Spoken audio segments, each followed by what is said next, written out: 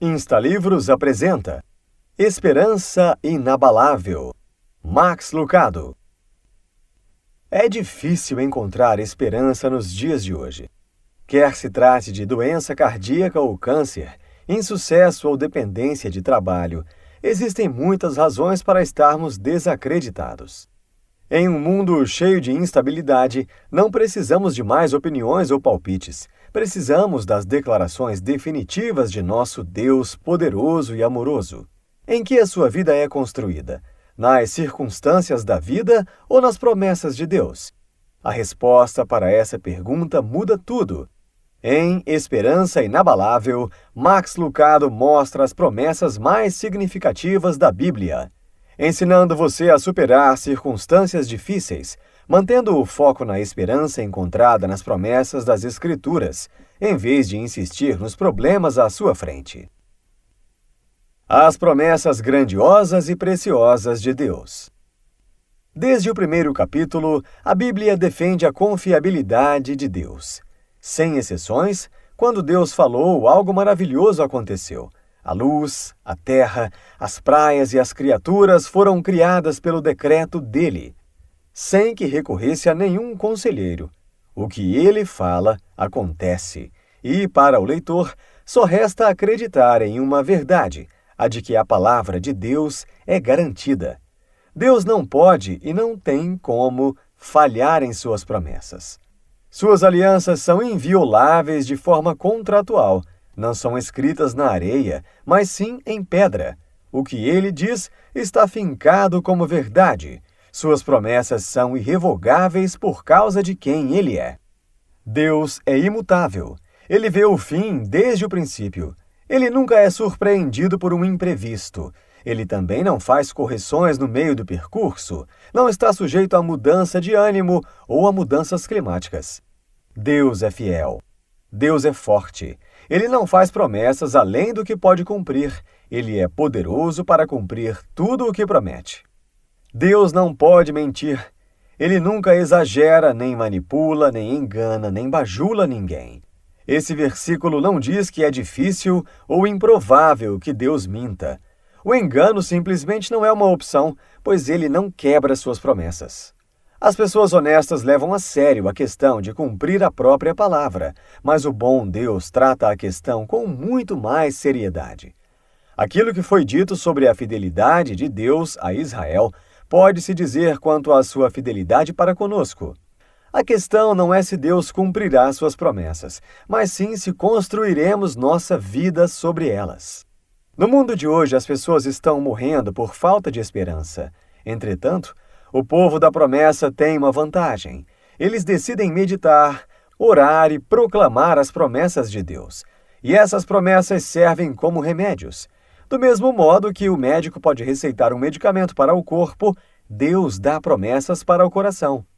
Deve-se cumprir o propósito para o qual você foi criado, ser o povo da promessa. Tenha sempre ao seu alcance essa declaração. Proclame em voz alta. Encha os pulmões de ar e o coração de esperança. A vida é construída com as promessas de Deus. Sua palavra é inquebrável. Portanto, sua esperança deve ser inabalável. Não se firme nos problemas terrenos. Firme-se nas grandiosas e preciosas promessas de Deus. Falar com Deus. O poder da oração. A oração de um justo é poderosa e eficaz. Sua oração interessa para Deus porque você é importante para Ele. Você não é uma pessoa qualquer. Você é filho de Deus. Imagine um dono de um negócio bem-sucedido que conta com mais de 500 funcionários em inúmeros estados. Ele dá valor a cada um desses funcionários, mas ainda assim trata 3 de seus trabalhadores com parcialidade, pois são seus filhos. Ainda que ouça todos os pedidos, ele ouve os de seus filhos de forma mais especial, uma vez que estão sendo treinados para administrar os negócios da família. O mesmo acontece com você. Quando Deus o salvou, ele também o alistou. Ele não lhe deu somente perdão, mas também autoridade no presente e uma vocação no futuro. Esta vida é um treinamento prático para a eternidade. Deus está preparando você para reinar ao seu lado no céu. Deus ouve suas orações, e logo que são proferidas, porque elas vêm de alguém importante para Ele, um filho seu.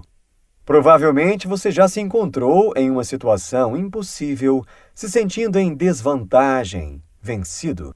Talvez você até já tenha desejado desistir. Em momentos como esse, fale com Deus. A oração não é o último recurso, e sim o primeiro passo. Deus tem um poder que você nunca viu, uma força que você nunca conheceu, e se agradou e respondeu a muitas outras orações. Ele também se agradará e ouvirá a sua. Deus é quem melhor pode nos entender, porque Ele já foi um de nós. Como seres humanos, vivemos tropeçando na vida moral, na honestidade, na integridade. Fazemos o nosso melhor, mas só conseguimos tropeçar e cair. Nosso melhor esforço nos faz cair no chão. Estamos fragilizados, mas com o coração partido e desanimados. A distância entre o lugar em que estamos e aonde queremos chegar é intransponível. O que fazer? A quem recorrer? Mantenha sempre em sua mente e em seu coração que temos um sumo sacerdote que é capaz de nos entender. E por essa razão encontramos misericórdia e graça quando precisamos. Não fomos abandonados para definharmos sozinhos. Quando caímos, não somos esquecidos. Quando tropeçamos, não somos abandonados. Nosso Deus fala a nossa língua. Deus se fez carne na pessoa de Jesus Cristo. Ele foi concebido milagrosamente, mas veio ao mundo em um parto natural, nascendo de uma virgem. Jesus estava disposto, por um tempo, para abrir mão dos privilégios da divindade e fazer parte da humanidade. Ele nasceu como todos os outros bebês. A infância dele foi comum. O corpo dele se desenvolveu. Os músculos se fortaleceram. Seus ossos se firmaram. Não há prova nem sugestão de que ele foi poupado dos inconvenientes da adolescência. Ele pode ter sido desengonçado ou caseiro. Ele passou pela sensação de músculos doloridos ou pelo ardor do sal em uma ferida aberta.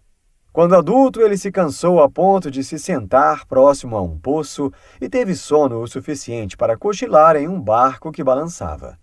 Ele ficou com fome no deserto e teve sede na cruz. Quando os soldados pregaram os cravos rasgando a sua pele, 1000 terminações nervosas clamaram por alívio. Quando ele, fraco como estava, foi pendurado na cruz, 2 pulmões humanos rogaram por oxigênio. O Verbo se fez carne.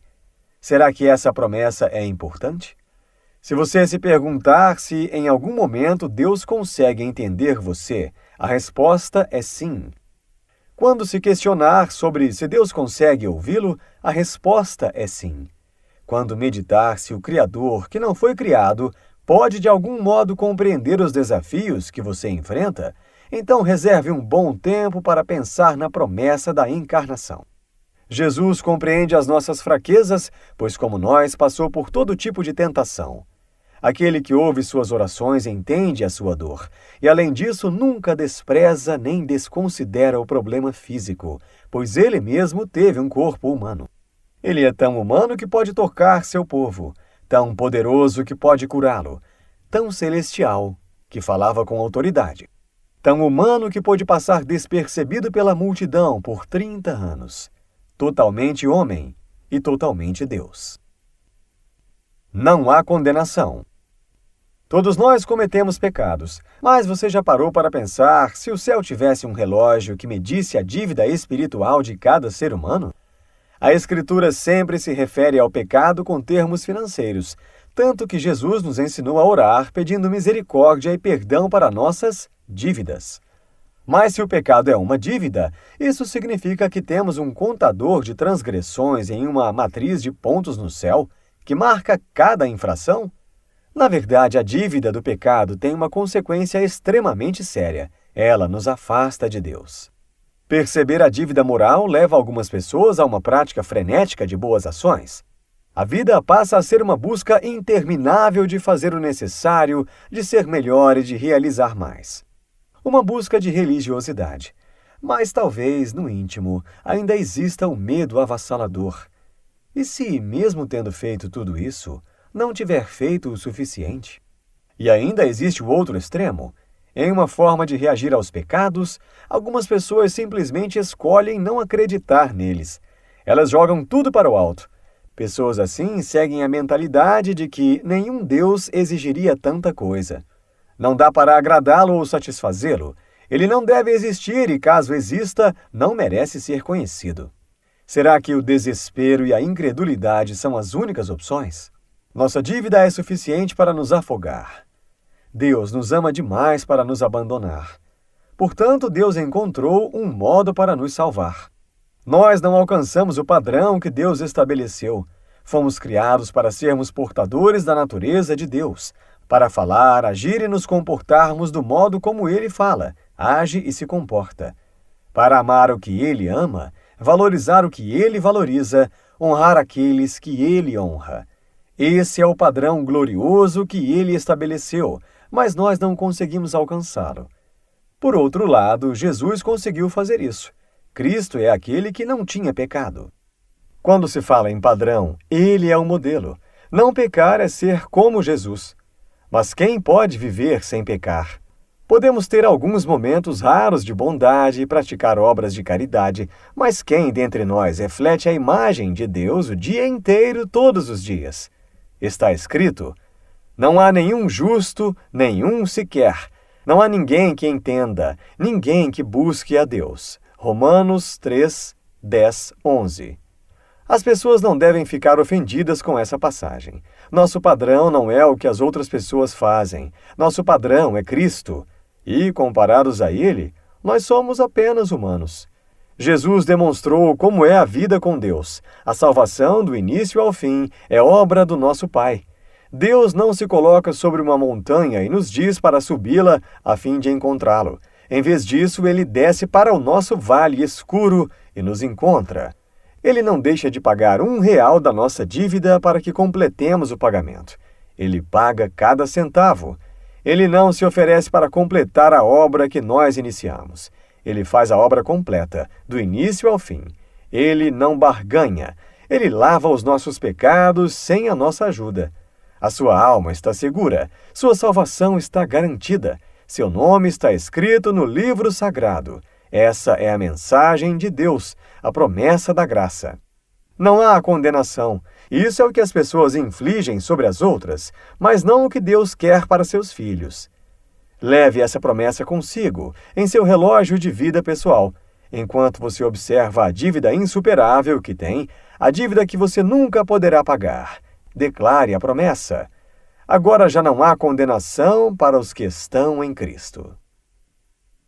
O túmulo terreno nada mais é que um túmulo temporário.